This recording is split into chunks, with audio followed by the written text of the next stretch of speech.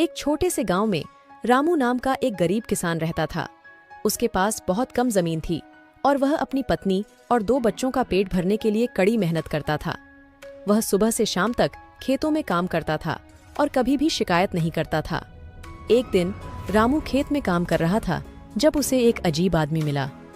अजीब आदमी ने रामू से पूछा, तुम इतनी मेहनत क्यों कर रहे हो भाई?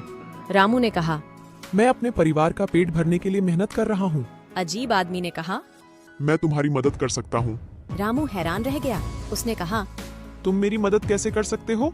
अजीब आदमी ने कहा, मैं तुम्हें एक जादुई बीज दूंगा।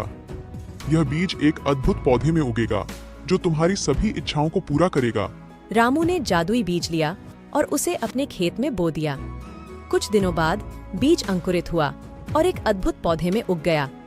पौधे में सोने के सिक्के, हीरे और मोती लगे थे। रामू बहुत खुश हुआ।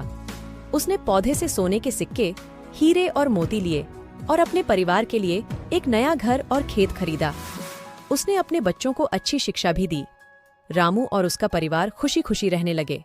रामू ने कभी भी अपनी मेहनत करना नहीं छोड़ा। वह जानता था कि मेहनत से ही सफलता मिलती है। रामू के पास अब सब कुछ था जो वह चाहता था, लेकिन वह कभी भी घमंडी नहीं बना।